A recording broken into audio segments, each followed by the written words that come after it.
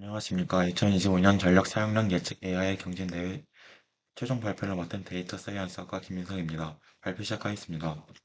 목차입니다. 대회 소개, EDA 및 피처 엔지니어링, 성능 개선, 결론 순으로 구성했습니다. 대회 소개입니다. 제가 참가한 대회는 2025년 전력 사용량 예측 AI 경쟁대회입니다.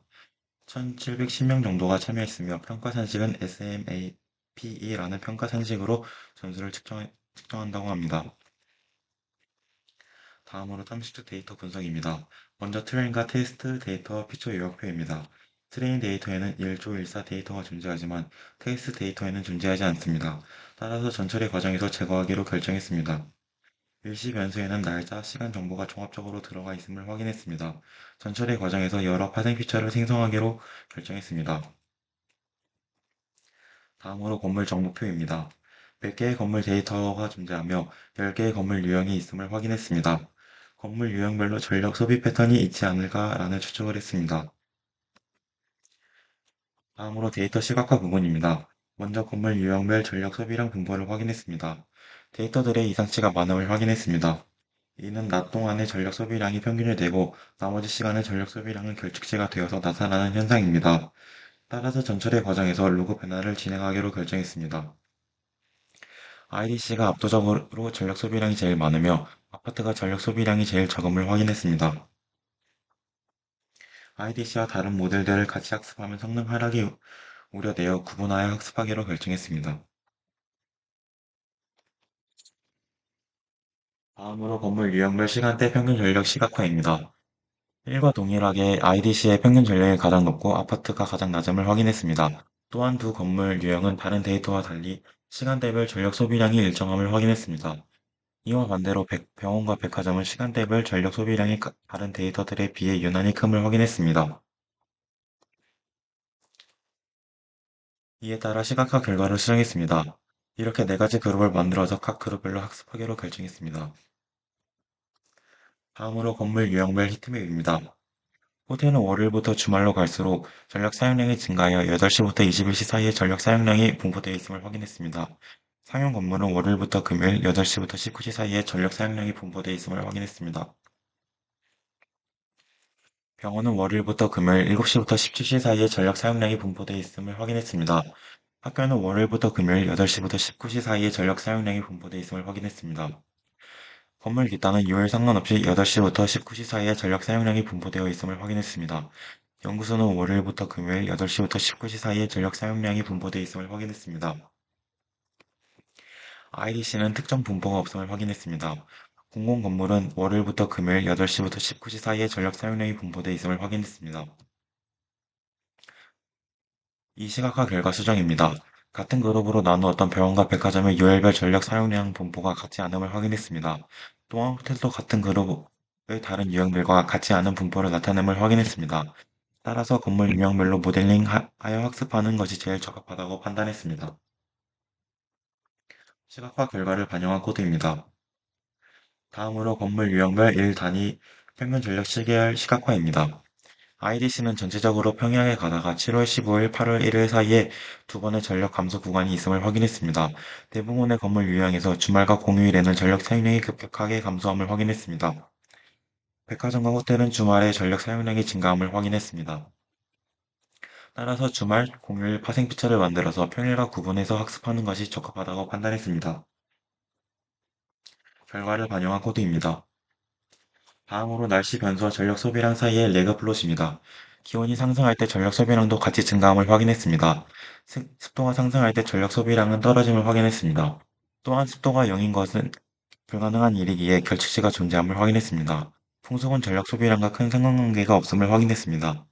강수량은 큰 상관관계가 없을 뿐더러 데이터가 없을 때 전력 소비량이 증가하는 것을 확인했습니다. 전처리 과정에서 습도가 0인 데이터를 제거하기로 결정했습니다. 강수량 데이터에는 다른 시각화 결과를 추가로 확인하고 제거 여부를 판단하기로 결정했습니다. 결과를 반영한 코드입니다. 다음으로 날씨 변수와 전력 소비량 히트맵입니다. 시각화 결과를 종합해서 분석한 결과 강수량은 0.009의 상관관계를 가지고 있으므로 제거하기로 결정했습니다. 결과를 반영한 코드입니다.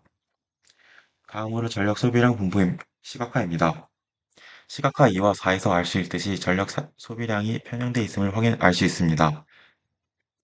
수업 시간에 배웠듯이 전기 분포와 비슷할수록 모델 성능이 상승되니 로그 변환을 하기로 결정했습니다. 결과를 반영한 코드입니다. 데이터에 대한 사전 지식 파트입니다. 첫 번째로 전력공학의 열부화 개념을 반영하였습니다. 전력 소비량은 단순히 현재 시점의 외부 기온만으로 결정되지 않습니다. 건물 내부에 열이 축적되고 이 축적된 열을 제거하기 위해 냉방 장비가 지속적으로 전력을 사용합니다. 이 개념이 전력공학의 열부하 또는 냉방 부담으로 알려진 개념입니다. 따라서 최근 N시간 동안 기온 추세가 전력 수요에 직접적인 영향을 주며 단기, 중기, 장기의 추세를 반영시키기 위해 1471 이동평균 피처를 만들어서 모델에 학습시키기로 결정했습니다. 해당 코드입니다. 다음으로 라이트 GBM과 시계열 데이터에 대한 사전 지식입니다. 라이트 GBM과 같은 트리 기반 모델은 시간이 순환하는 성질을 자연스럽게 이해하지 못합니다. 그러므로 시간 데이터의 사인, 코사인 변환 모델이 꼭 필요하며 이로 인해 아침, 점심, 저녁, 새벽 패턴을 학습할 수 있게 도울 수 있습니다. 더 나아가 평일, 주말 패턴을 학습할 수 있고 최종적으로 여름의 계절성 패턴까지 모델이 학습할 수 있게 도울 수 있습니다. 해당 코드입니다. 분석 정리입니다. 총 9개의 전처리 과정을 거친 데이터를 라이트 GBM 모델로 학습시켰을 때 26점대의 기록으로 750등에 위치하는 것을 확인했습니다. 성능 개선 파트입니다. 첫 번째로 건물별 효율 지정 및 이상치 제거를 진행했습니다. 첫 번째 건물부터 마지막 건물까지 시각화를 진행했습니다. 이상치가 있는 건물, 특이한 효율 분포를 가진 건물들을 확인했습니다. 이에 따라 직접 모든 건물에 대하여 이상치와 효율을 정리하여 모델이 학습하게 했습니다.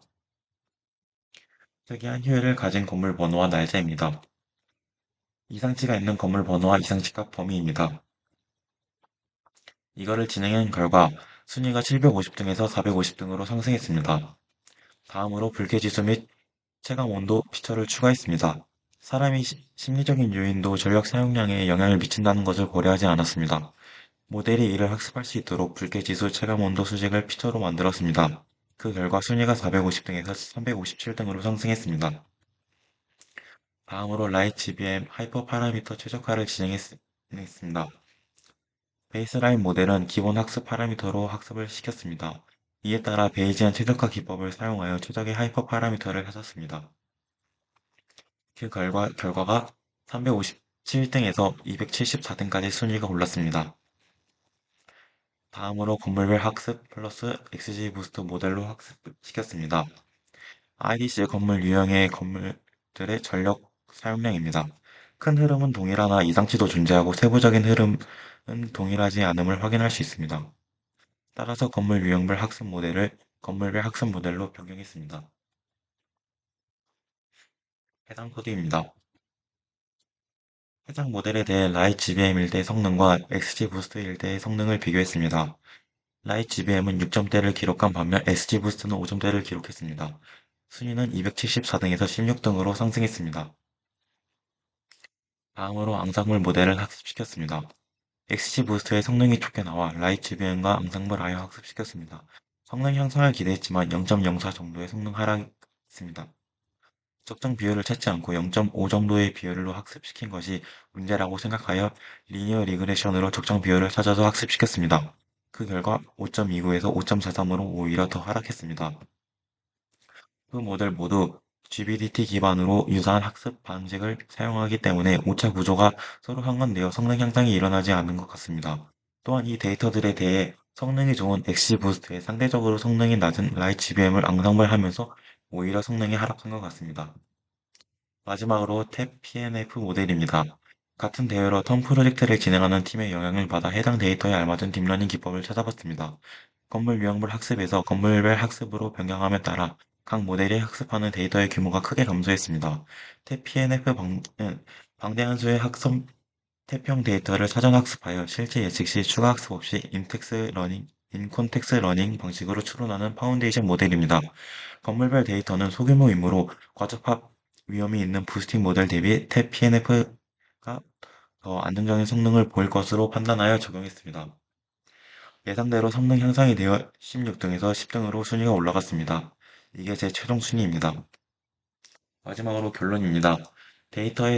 적합한 모델을 선택해서 성능 개선을 하는 것도 중요하지만 그보다 더 중요한 것은 데이터를 깊이 있게 분석하고 이에 맞는 전처리와 피처 설계하는 과정이라는 것을 깨달았습니다. 이 과정만으로도 1000명 중에 약 16등을 기록할 수 있었습니다. 또한 교수님께서 강의 시간에 말씀하신 대로 데이터의 특성과 도메인 지식을 전처리와 피처 설계 과정에 반영하면 성능 개선에 크게 작용함을 확인했습니다. 이상으로 발표 마치겠습니다. 감사합니다.